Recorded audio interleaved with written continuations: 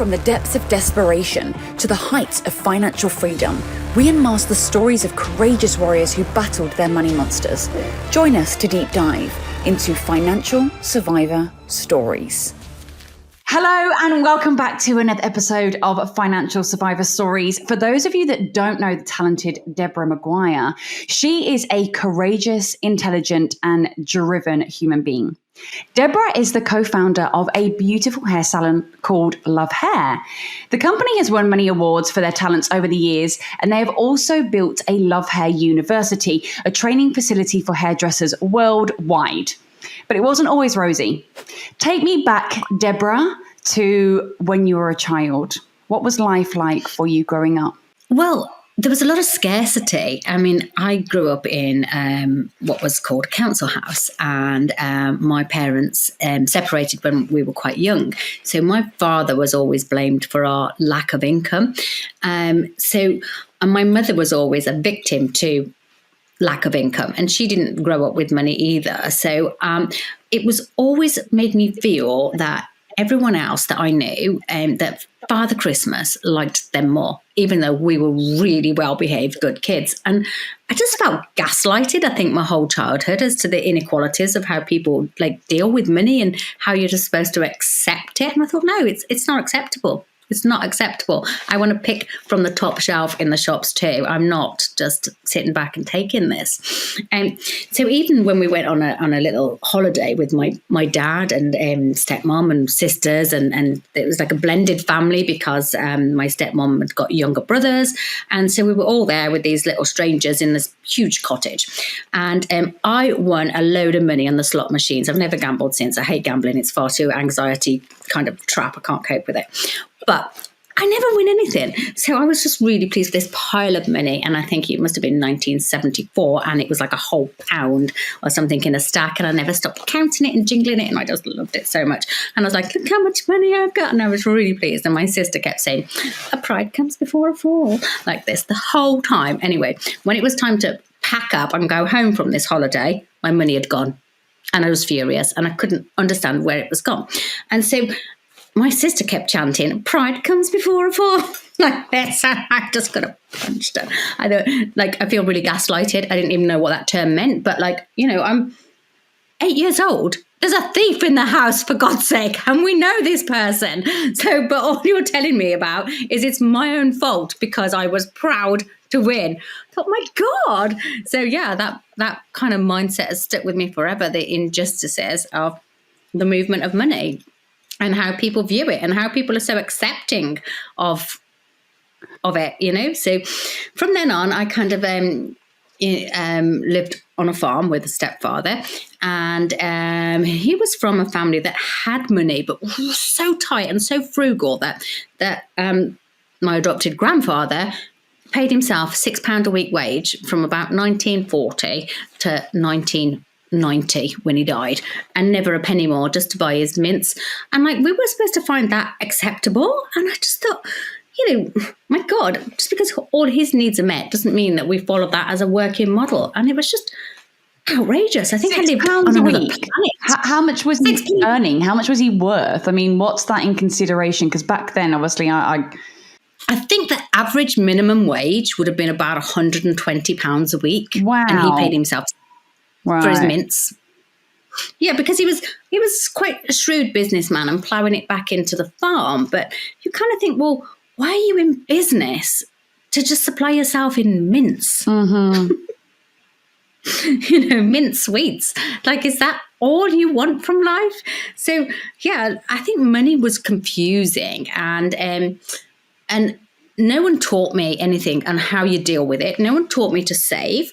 When I started a YTS at the age of 17, it was like a government-sponsored apprenticeship. So they covered your wages to encourage businesses to take on apprenticeships. And in hairdressing, it was the first time you didn't have to pay the salon to train you. So you got this £25 a week wage. Well, my bus pass to travel to work every day cost £5. And my mom took 15 in rent. Wow. So you were still living with your mom and your stepdad up until you were 17, right? Well, I was still living with them until I think just before I was 21. So I was paying us 3/4 of my weekly wage, which was an apprenticeship wage, in housekeeping, just because he'd got such a poverty mentality that he wouldn't ask his own parents for a pay rise because he was on minimum wage and his father was paying himself £6 a week. And it was just like bonkers. So I was out there like blow drying everybody's hair of a night time before we went out. And that wasn't because I was looking to make money. I was not money savvy at all. It's because I loved what I did. In fact, I probably never really worked a day in my life. I've gone to play and got paid. And that has always been my kind of mentality. I think that's what entrepreneurs do. They're just always striving to fix problems. So when you're all getting ready with your girls, you're like, give me the dryer. I can do that better. Just throw money at me all the time, and I didn't know what to do with that money, so I just throw it at somebody else and say, hey, do you want some? I'll buy the drinks. And so it made me a little bit flash and like look after everybody. And I realized that one of my love languages is nurture. So that combined with no financial education whatsoever was just a little bit disastrous on a personal front. So your love language is nurture, yet it didn't feel that nurturing or supportive when you were a child? No, absolutely not. No. I realised that you need money to make you feel safe because you feel that you've got power and that you can be flash or say, I can fix this. I can pay your bus fare. I can buy you a drink. I can, my brother was younger than me and at college. I can give you some money and you can support and help other people. And that kind of fitted in well with my nurturing mentality. But because I hadn't got any structure or any guidance, I wasn't nurturing myself. I wasn't nurturing my future self. I wasn't growing anything. And I made money easily. I always had surplus amounts of it. I got married and had children and house and mortgage and things like that. And then I started to think, oh my God. So that's when I learned to wing it. And what were your siblings like? Were they the same? My brother was actually really quite shrewd with money. He probably saved every penny that I ever gave him. He did buy a car for £11 and sell it to me for 22. It was Ford Anglia. Okay. And I happily bought it because I thought, well, I've got 22 quid. I didn't even say that's not really fair. Or you've only had it a week and you've made, I just thought, I've got 22 quid. You can have it for the car. And do you think that probably came from you having to deal with tight parents for many years? Because that's frustrating when you know you've got money there and yet they're not spending it. It's almost like, I don't know. What do you think of as a child like that? Like, do they love me? Because they've got it there. Why are they not using it? Why are you going without? Yeah, I was the only girl at school that didn't have a horse or access to a horse for horse riding. Had to save my pocket money to go for horse riding lessons. I lived on a farm. There were 6 other buggers in a stable. What? So, I know. I think my whole life was a gaslighting experience, to be fair. But yeah, I was embarrassed. I was embarrassed of them. So I told them I didn't like those horses and that I preferred to go to the stables. And I was embarrassed of the way they handled money. I was embarrassed of the lack of access that I had to choose what I was going to wear. So, all my clothes that I chose were birthday presents. My clothes were birthday presents. So there was never an abundant mentality. Yeah. Even when you've got limited resources, and I've lived feast and famine and been in limited resources, but you can be creative with how you spend money or what you spend it on and things like that. So I think I learned to separate how I ran my business with how I ran my life. I think a business wouldn't survive the way I ran my life, and I knew that, and I didn't feel that I could control my life because I'd always got either no direction or when it was really strict, like mortgage, bills, children, car, phones and things like that, I felt that it was like overwhelming because I was always feeling like robbing Peter to pay Paul because, it was a lot. I was so used to being the person that managed it all, that could pay it all, that somehow I found it instead of saying, hey, help me out here, or let's cut back on this. It was just, I just had this embarrassment about money, embarrassment about quite controlling as well. Do you think that comes into it? I mean, obviously you say gaslighting, but I feel like there was a lot of controlling going on. Yeah, definitely. You had to work hard for your pocket money, if you got any. So, yeah, I think controlling is probably a good way to explain it. And so it just made me, I don't know, play down the importance of it, almost be a little bit disrespectful about money, as if to say, yeah, it's fine, I don't need that, Yeah. And I really did. I mean, if I'd have known what compound interest was, then I think it's more important to know about compound interest, not just for saving and future-proofing or investments, but for debt. Yeah. How big a hole you can dig for yourself, or somebody else can dig for you. So were you taught anything like that as a child? Even though they had lots of money, you weren't taught about anything? No. And I mean, I know I'm a hairdresser, and I know a lot of creative people may be a little bit dyslexic or completely disinterested in that sort of thing. But maths was my favourite subject.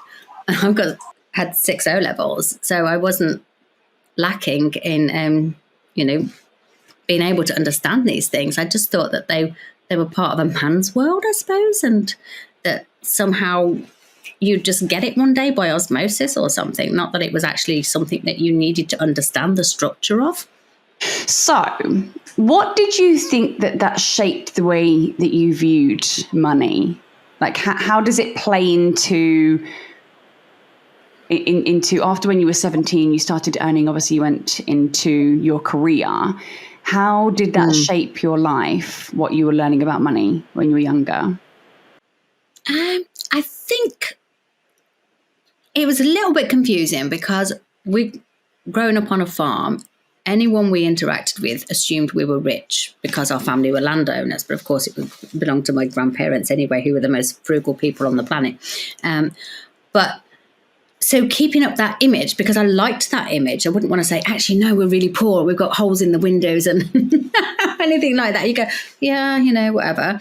And then actually not being a biggest earner and having a family that would look at business people or wealthy neighbours or people who lived in big houses, almost like fat cats are greedy people and unkind people. So you kind of had it put to the back of your mind. And I think the style of TV in those days as well suggested that anyone that was rich was a mean person and money bad thing. And I really don't know why that seemed a little bit a part of the collective consciousness in England at the time as well. So, you kind of had this kind of like, half of you wanted to look really cool and be full of swag and flash money around, with the padded shoulders on and your great hair.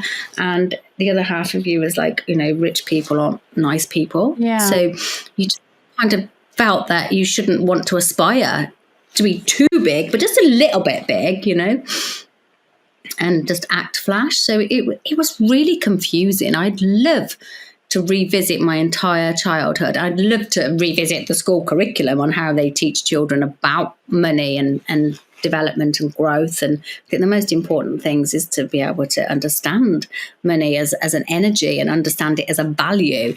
And, of course, quite rightly so, money isn't the only value that a person can offer another person or community in the world as well, So we all have different jobs and they all come with different pay grades depending on the job and the kind of commerce. So I just think that the most important thing you could ever do with regard to your financial health and your mental health is to always follow your curiosity.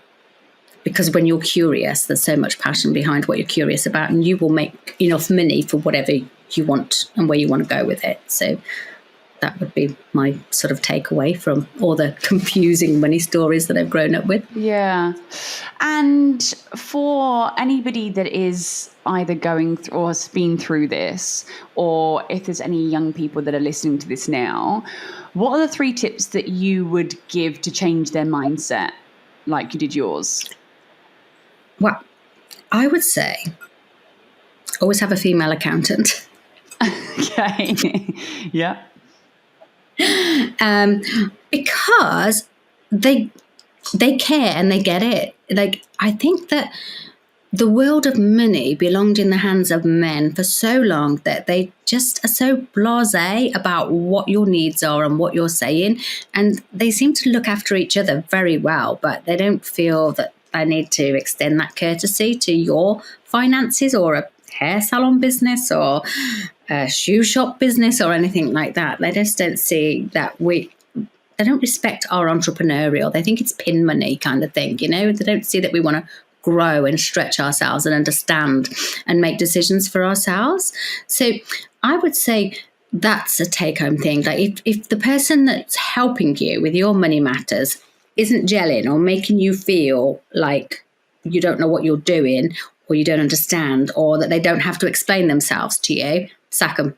Or making them feel like when you ask questions, you're stupid, because a lot of people do that to each other. And actually, sometimes it's because the other person doesn't actually know the answers. So it's easy to make you feel silly for asking the question. But yes, that's a really good tip.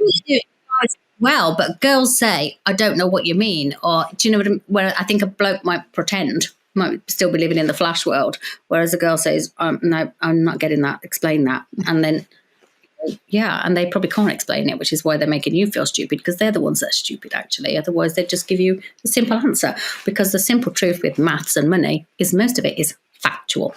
So how can you be stupid for not knowing something? Just pass on the fact. Yeah. Another 2 tips? Another 2 tips for money, I would say, is goals. Always have a goal as to how much money you think you need to achieve in that year, and then double it. Okay. And my next tip would be pay yourself first. So because that's a really interesting. It's really interesting because I speak to lots of women actually that don't pay themselves for a very long time in their own businesses. No, you have to, because you're not really measuring your business. And if you've paid yourself first, even if you pay yourself in 2 parts, like pay yourself for what you really need, and then pay yourself for those extras separately, it's fine. But if you do pay yourself first, and I do wholeheartedly pay myself first, and from the day one when we started our business on a shoestring with hardly any borrowing whatsoever, I needed it. And so I just did it the first month, and then the next month, and the next month. And having a business partner as well means that we're accountable to each other, so that you always get to discuss it, which is great. But paying yourself first means that when you've got all those other bills and people to pay, you're going to find that money. But if you pay everybody else and all those bills and not yourself, and there's none left, you just have a panic and think, and you don't work hard at paying yourself because you're bad at putting value on your needs when you're used to serving the needs of other people. So you pay yourself first, relax, and then do what you do best and make more money. Yeah. Have a breather after you've done it. So let's talk about your career. So your career in hair, where did this start? What initiated this passion within you? Okay, well, my sister wanted a haircut like Nick Oakley, which was an asymmetric bob, like this, black pop star. Okay. Not as good. So it was like cut short over the ears and around the back like this, and then literally like really long in the front, and new romantic era and everything. And so I cut it off for her with a pair of Pekin shears out of my mum's sewing box. So anyway, all her friends thought that it was so cool that they all wanted it. So I just thought, this is great. Everyone feels so good after they've just had this experience. So I thought, well, I think I can do this. So I decided that I wanted to be a hairdresser. So I got a salon in Birmingham city centre, and living on a farm, it meant that I would have to walk for 1.5 miles, get on a train into Birmingham at 15, and then walk across to this other salon and act really cool wearing my uniform and work in a salon. And I was just basically terrified every day of my life for about a year as a Saturday girl, but I earned money, and it was just great. And I spent most of it on my boyfriend, unfortunately. Well, we've all been there. So you started working and you obviously got a job just on a Saturday, but then from there, what happened? Well, when I left school, I was told in no uncertain terms that I needed to get a job or sign on. And because I just thought, I can't sign on the dole, that's embarrassing. So I just went out and got a job in the first salon that would take me, which was a barber's, which was great. And then I embarked on the YTS training course in the September, and I worked in Birmingham City Centre at Raymond's. And of course, Teasy Weezy Raymond is probably not quite so famous now with our generation, but he was actually the guy that Vidal Sassoon worked for and trained him. And he was the first TV celebrity hairdresser. So it had a really kind of high standard. And even when you used to get on the bus, the way that your hair was, everyone knew you were a Raymond girl just by your look. Wow. And it was just something to be proud of. So I worked for Raymond's. That sounds cool. It was cool. It was just marvelous. I loved it. How long did you work there for? Well, I just served my apprenticeship there on the YTS course, and one of the trainers that used to teach us once a month. We do all the theory side of things as well, and we did beauty as well, actually. And anyway, she decided that she was going to open her salon herself, and so she asked me if I wanted to come and work for her. So I did, and so it was a little salon on the outskirts of Birmingham, not too far from Digbeth, and it was called Uppercut. And so I worked there for quite a few years until I had my own salon, and then that only lasted a couple of years because I absolutely loathed the responsibility. And it was kind of a joint venture with my stepfather, and with his money mentality, it didn't really gel. So I just decided to completely move away when I was expecting my first child, and just up sticks and moved to the other end of the country and ended up here in the Cotswolds. But the lady that I worked for, I learned a lot from her, and she was really quite strict with my training, and I love learning, so that wasn't a problem at all. And she sent me on lots of courses as well. She was really encouraging, and she wasn't short of criticisms either if you didn't do it well. And she's still my best friend today. So there we go. And then from there, is that when you decided that you wanted to go out on your own again? So I kind of throw myself into everything that I do, like 110%. And I did that with motherhood too. So I didn't work for a little while when my eldest boy was a baby, because my husband worked away a lot. And I didn't really have any family support to help me. But once I got established with friends and then we could kind of share, then I went back to work part-time in Stratford-on-Avon and just loved it. And then second son came along, just potted on like that really, and just collected friends and people that I knew. So then when I was ready to go back to work full-time, I'd kind of got a following of people that were going to be my clients. So I started work in a salon that I'd researched that was organic. And after raising my children, I was really quite concerned about what they were eating and what we were putting on our foods, and growing up on a farm and in the middle of the BSE crisis when I was pregnant. So, what I didn't know about ingredients and how animals should be fed and ground should be fertilized was nobody's business. So I do find everything interesting.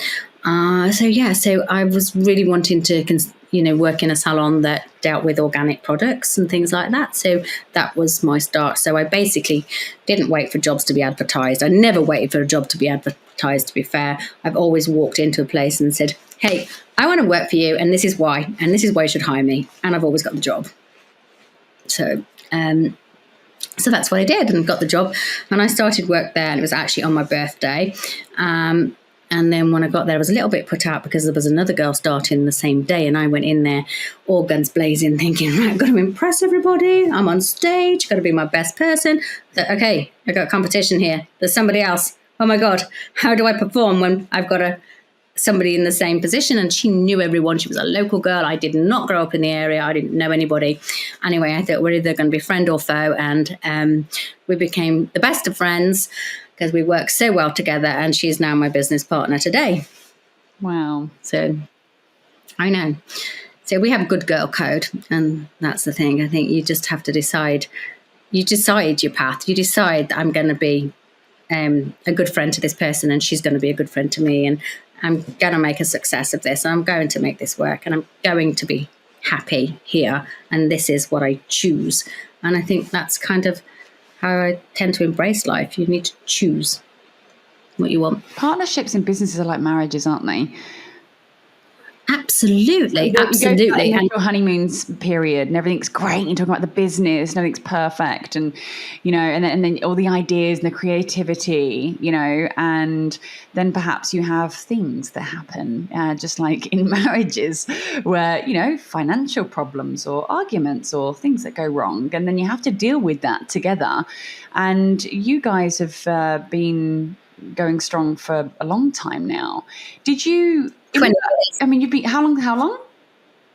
20 years we've actually worked together. Wow. And I think what business relationship good is the fact that we work together well. Like, I would say that don't go into business with a friend, but anyone that you are in business with or work with can become your friend. Yes, no, totally. And did you get any initial investment to start this business together? We got from the bank a promise of something like 14,000, but they only actually gave us 8. Okay. So we then said to our family, we're just going to, Facebook wasn't really a thing then. I think it was even MSN or something. Going back a bit now. I want to talk about dial-up as well while we're here. Yeah. So I just said to my dad, I'm just going to ask everyone I know if they can give me £100. Because then, like, everyone I know, if they give me that, then I'll have the, other £2,000, £3,000 that I needed to pull this together, because we'd done all the costings and everything. And so, my dad gave me that. So I was really lucky, and Kate's nan did the same for her. So, and we wasn't expecting it, and we didn't ask them of it. We were just talking through our ideas of how we could do it, So we did well, and we paid it back within no time whatsoever. We had to go VAT registered within 9 months of opening the business, which is really good and really bad, because it's not pleasant paying the VAT man. It's nice to It's a good problem to have. It's a good problem to have. You're earning money, which is good. And now you have a massively flourishing business with, obviously you've got lots of training that goes on within your business, having apprenticeships and stuff like that. But you've won lots of awards, haven't you? Yeah, I think the transition for our business was such that we were growing, and we were popular, and we needed more staff, and we couldn't seem to keep staff. And then we realized that we needed to have like an identity for our staff to align with. And that what had happened is that the people that were working with us, we were like a family. And we only ever intended to stay small. And then we realized that anyone coming in is an outsider. They felt an outsider. We didn't, feel an outsider, because we'd all worked together so well, so long. And so that's a little bit difficult. And then when you get a bigger team, you realize you've got to have a whole set of rules and ethics for a bigger team to align with, because someone that you've worked with that is congruent with your ethics and values, and kind of eats the same breakfast as you do, the same lunch as you do, you can trust them to talk your talk, and they would never kind of be wasteful of the products or think, well, that's a load of rubbish, I wouldn't buy that. I'd go, I believe in this. Because having an organic ethos as well, we needed everyone to be singing from that same storyline. And the employers we had, we could totally trust. And we realised that actually we need to make sure that people that come on board are all in agreement with that. We need to have a salon handbook and a manual and sort of say, you know, this is the brand. This is our brand. Like the Rolex people send everyone for training every 3 months, and that to remember what the Rolex story is and the Rolex brand. So yeah, they've got to learn to sing from that sheet. So we thought we had to get corporate, but actually we don't need to be corporate. We just needed to be a bit more boutique. We just needed to have our own culture, and we needed everyone to adhere to that culture and understand that there's rules in place for that culture, and anyone that's kind of already there the rules are ingrained in them, and anyone that doesn't needs to have it spelt out to them. So that made it easier. It also made it easier to start targeting to our ideal client and the kind of work that we love doing as well. So, you know, sort of systemizing our message instead of throwing our net in all directions everywhere. Yeah. Who wants to come here? You know, instead of thinking, okay, this is what we do really well. I mean, we'll do anything you want, you know, within the boundaries of hairdressing and things like that. But this is what we specialize in. This is what we're about. This is what the price tag is for. This is what we're offering you for. And you need to kind of like niche down what you love doing, really. I think when you first start a business, I learned something the other day. You've got the three things. You go to friends, family, fucking anyone that will listen. The 3 Fs. Yeah. And then obviously once you get past that part, and yes, it's a small family, you then have a period where you say, "Oh, I've actually got to get a bit more serious now," and it does feel a bit more serious.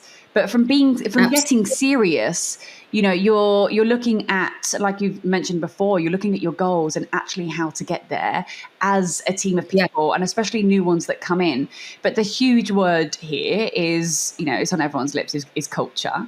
It's huge. And I think you can still have that family type feel, but have structure. Absolutely. You know, and that actually makes employees feel safe as well. You know, that you've got it together, that they're not just coming in and you're all wishy-washy in a family and we all just go out for a few beers or something. It's like, no, we've actually got structure here and we have a brand, and it makes them feel proud to work for a company like that, right?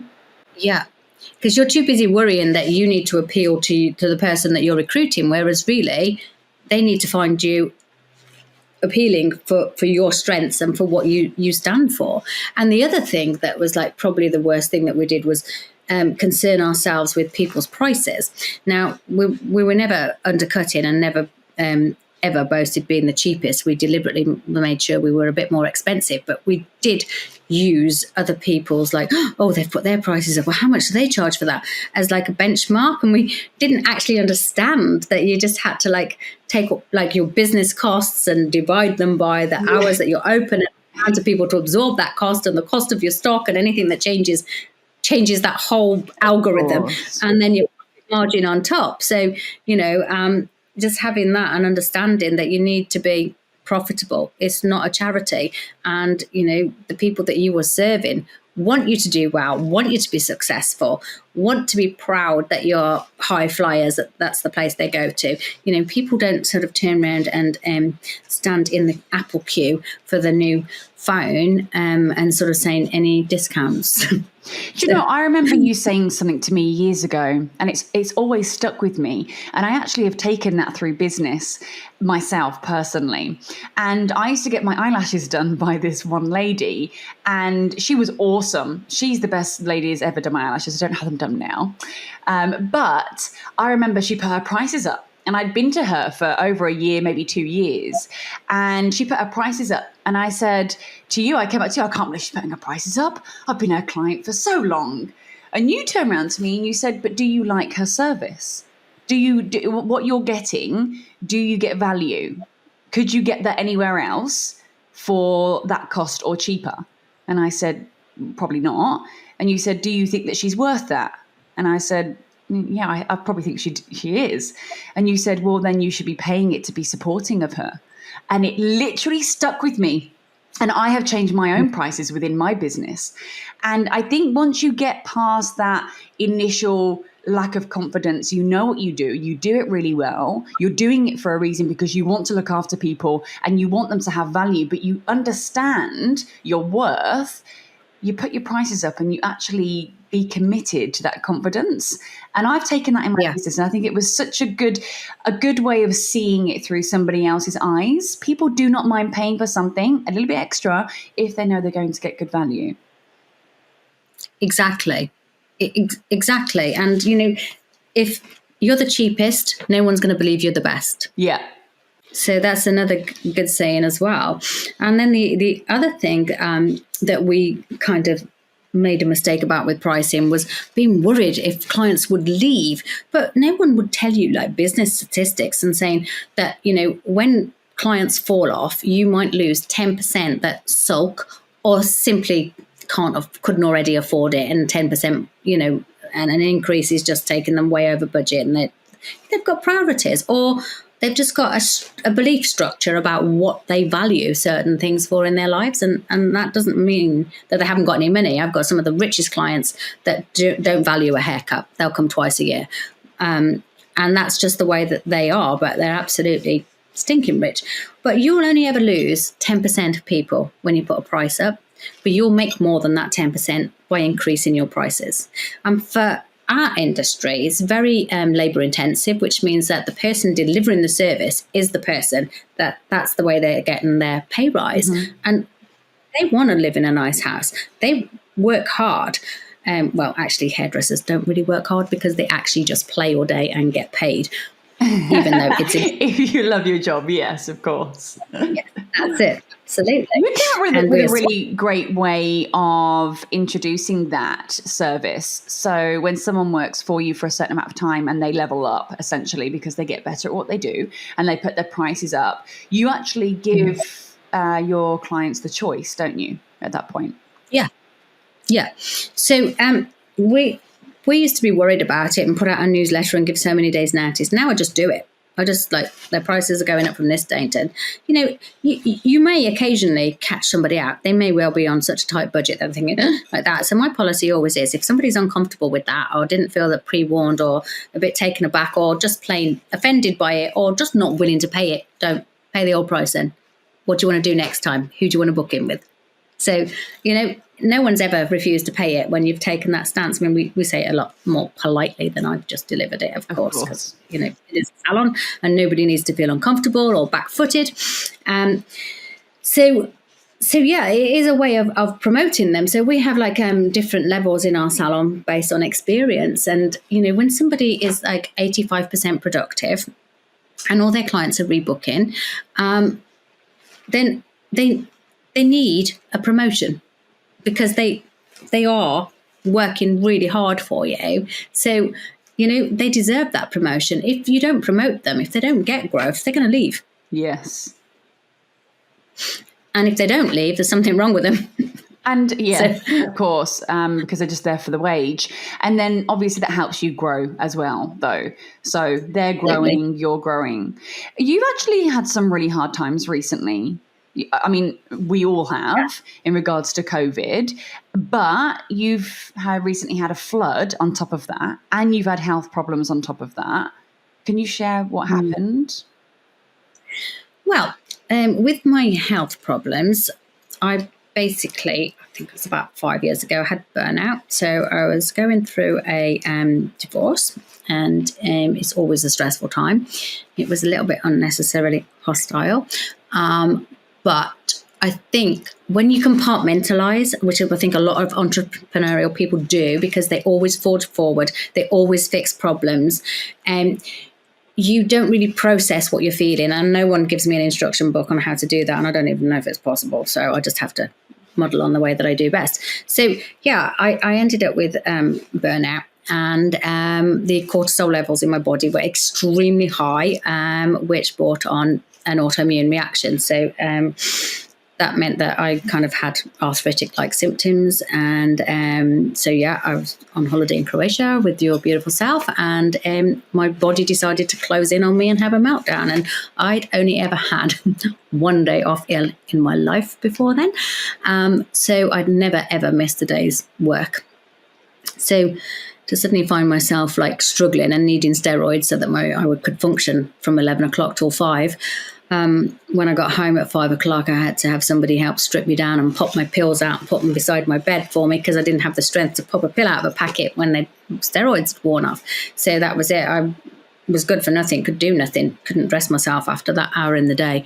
And it just went on and on. So I just then got obsessed about being well because I didn't really want to tell anyone how bad it was and how much pain I was in. And, even the ribs going into my sternum hurt, let alone my hands just being like that. And it's just an incredible experience, really. And Your it kind of makes you actually shut down, essentially, didn't it? You at one point you couldn't even, like, you were struggling to dress yourself and do all the normal things, let alone blow dry someone's hair. Yeah, I struggled. I had to have people help me at work, and like I'm the blow drying queen, like I do like big hair fast, and so that was really hard. And and shampooing was probably the worst because you use your wrists, your elbows, and your shoulders. But I just didn't want anyone to write me off because I felt all my superpowers had been taken away from me. I was the strongest person I knew, mentally and physically.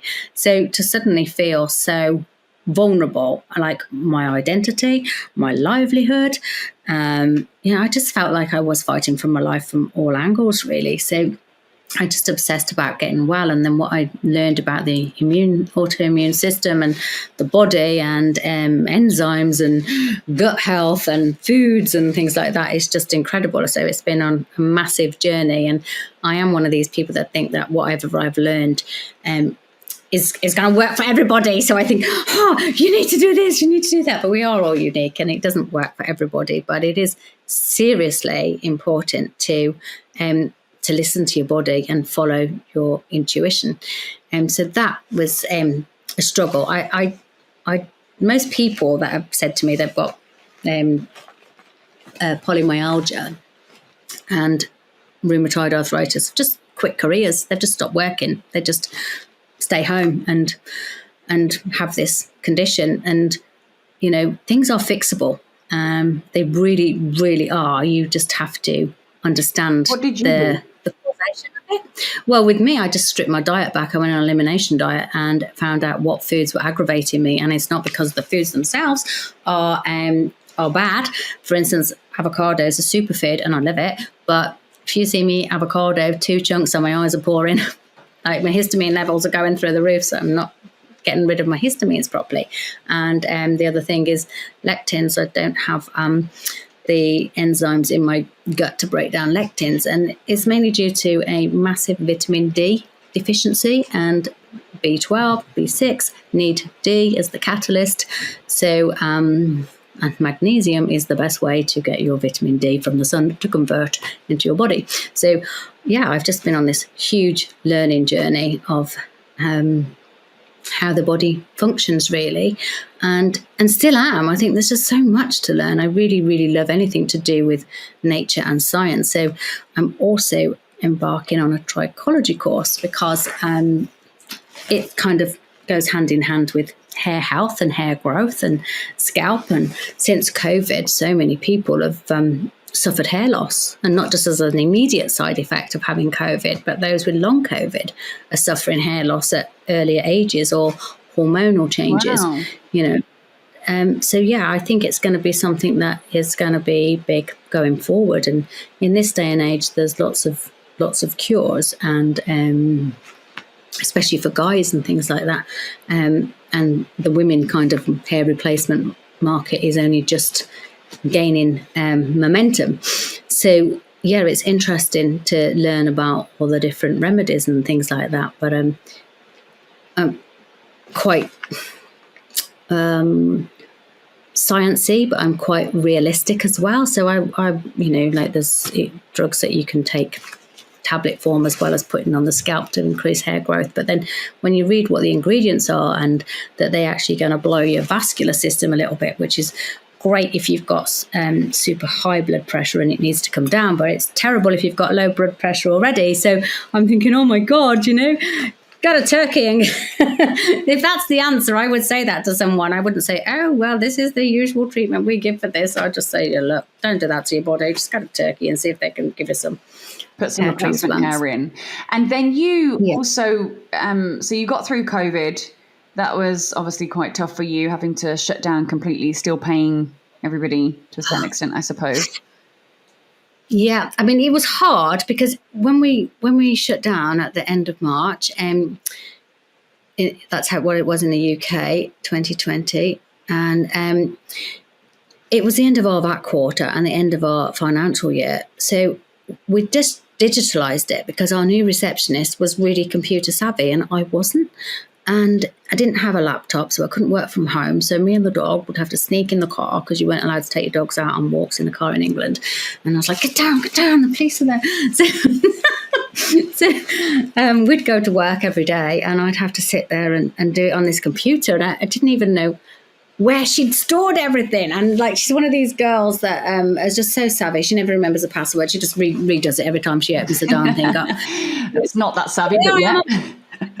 And I'm like saying, Emma, like, what do I do with this? How do I? She was like, oh, you're making my eyes bleed, because it was all pixelated as I'm trying to do it on the phone. I was thinking, oh my God. So my stress levels were like through the roof. And then I just learned that I just needed to just chill out. It fixed itself. So what we did is we decided, like, everyone was learning things online and we needed to connect with our staff. So we'd have Zoom meetings with them and they were just getting a bit apathetic about it. And I thought, they're just losing the will to go back to work, you know. And so we created our own online education app to keep them, like, our junior staff needed, our youngest people needed that stimulation. Like, they just do. They need stimulating. And there's only so many TikToks and YouTube. So you had to set them an assignment and something that's be accountable. Did you watch the lesson? Let's talk about it afterwards, blah, blah, blah. So, yeah. So Kate and I went into the salon every day and we videoed. We had to use dollies' heads. And then when we were allowed to use people that worked in the health profession with masks on, we had a few people like that, like somebody that was a nurse and things, and we had all screens everywhere where we were keeping things separate. And we created this entire 12-step program to transition your graduate stylist into a flying high, fully functional, profit earning young lady. I think the problem we'd had with our youngest stylist is she'd only just been promoted and consultations weren't always what they could be. Young people are easily back-footed by old, strong characters. And I think the problem is every client that they do is a new client, and that is quite anxiety. Yeah. And, you know, and everyone's a keyboard warrior as well. So when I was junior, to come back 6 weeks later and go, I didn't like this and I didn't like that and that kicked out. And okay, right, we'll address that. We'll cut it different then. Yep, I see what you're saying. So when we blow dry hair, we can do anything. So it always looks good, but they've got to do it at home. And if it's not working, you tweak it. But yeah, they just will.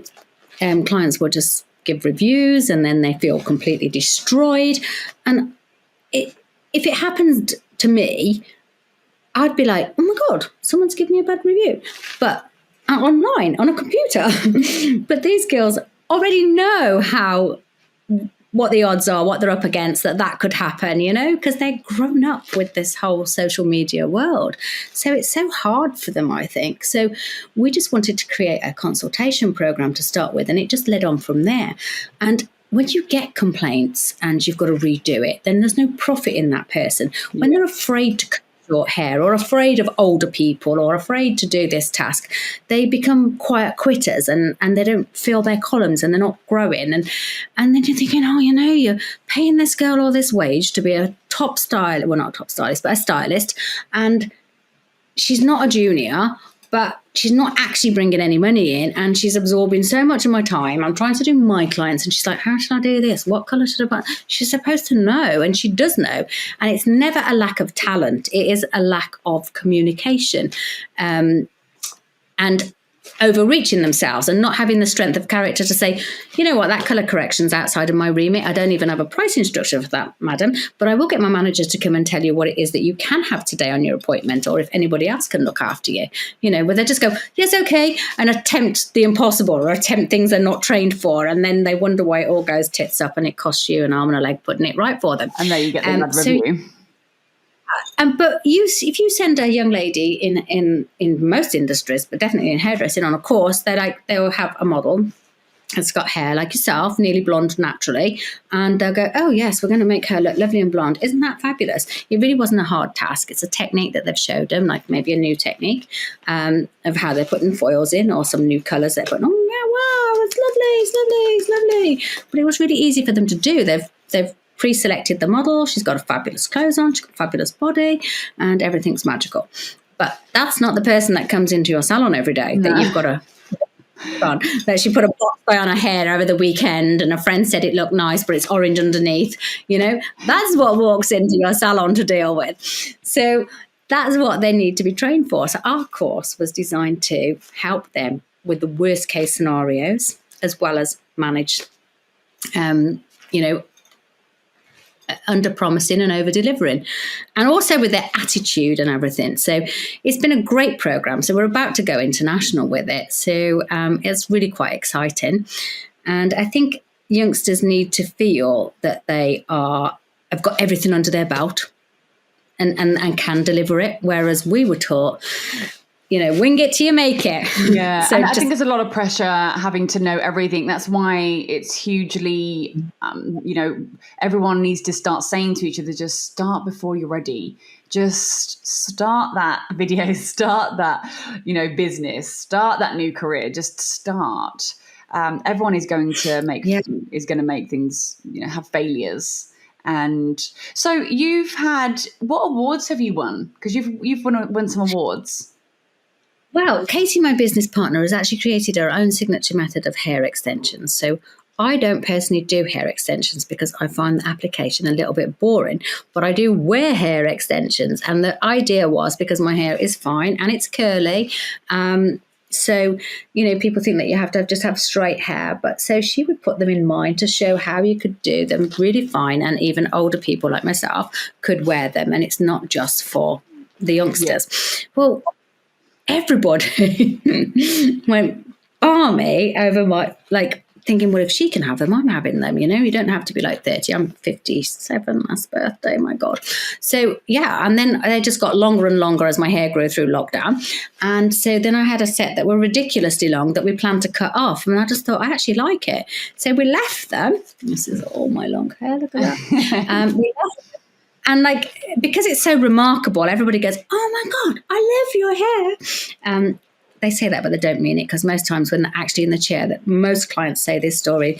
Well, my hair's a bit frizzy and it's a bit orange. And then I think, well, that's kind of my hair. So they all go, oh, yeah.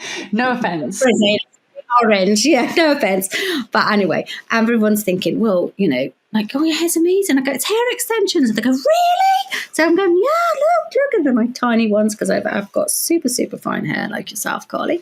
And so they're thinking, well, if she's got them, I want them. Whereas I think if it was just the young girls that are wearing them, they'd think, oh, it's for young people.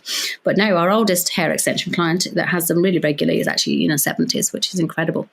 And the reason Katie decided to do this was because when people have straightened their hair at the front, they break it off a lot and they can never seem to grow it, and so their bob is never full and solid at the front. So she started doing what she calls filling in the sides, and that really took off.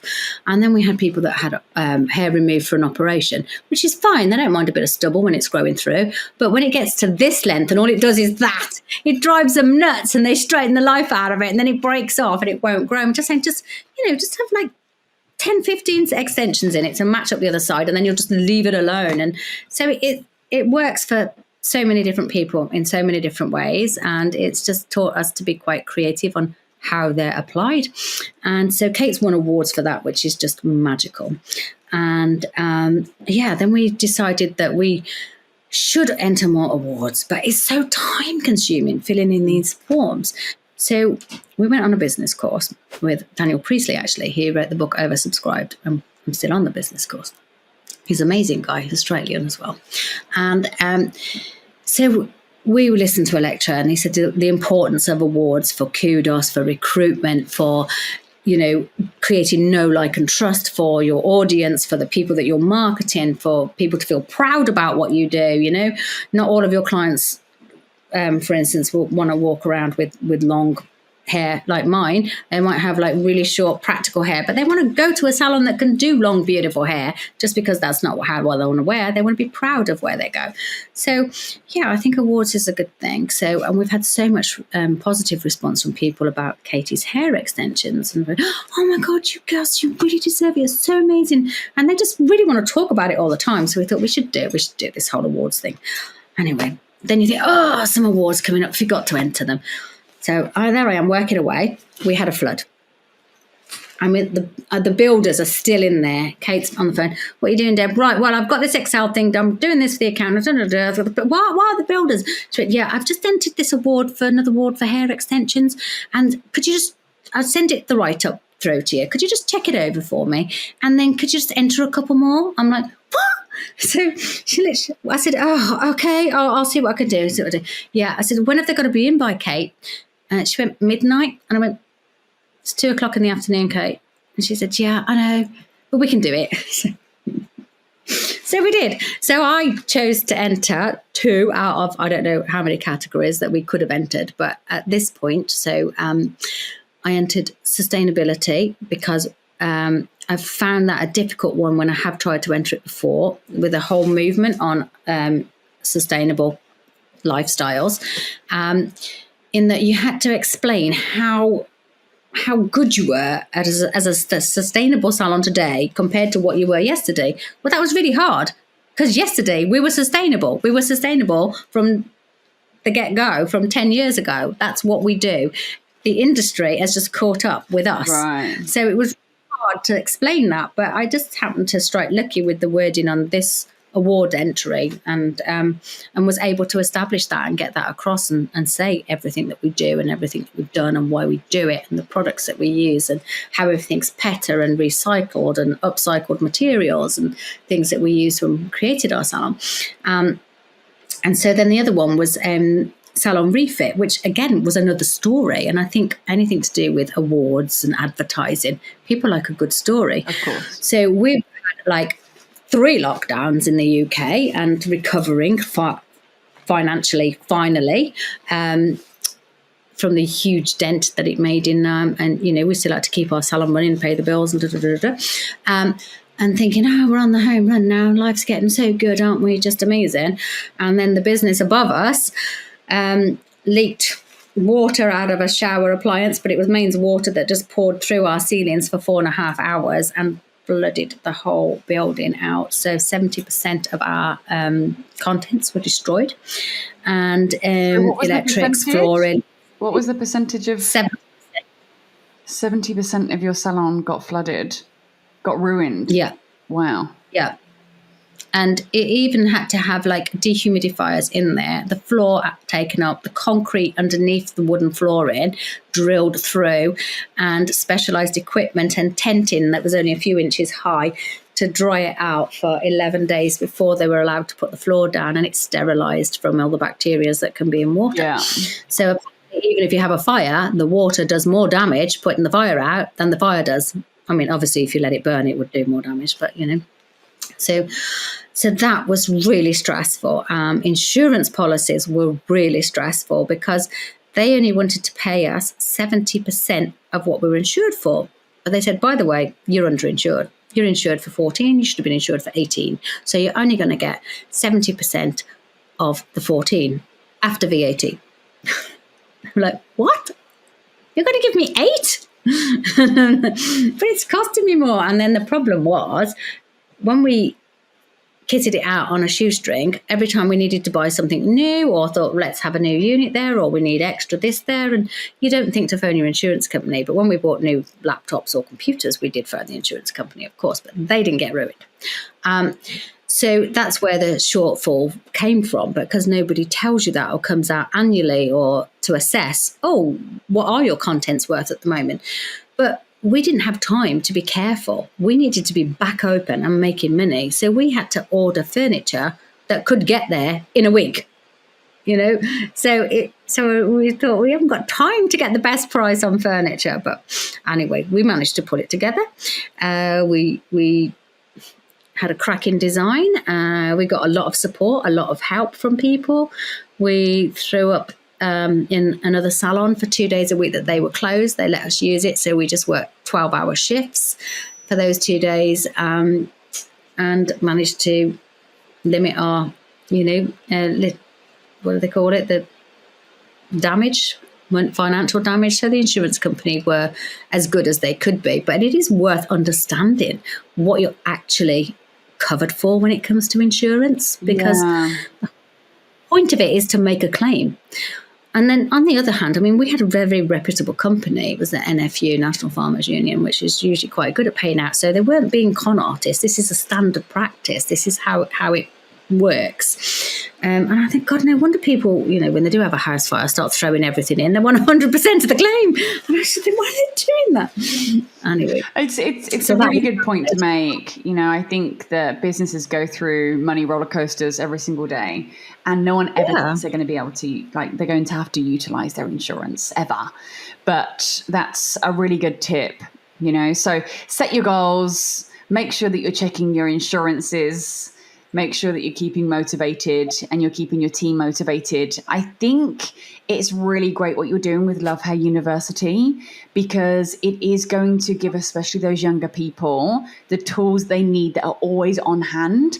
So, because a lot of these, especially younger people, they don't necessarily always like asking lots of questions as well. Sometimes, like you said, they can be a silent, quitter. And I think this will be really great for them, because at least they've got it on tap. So what is next? What is next in store for you?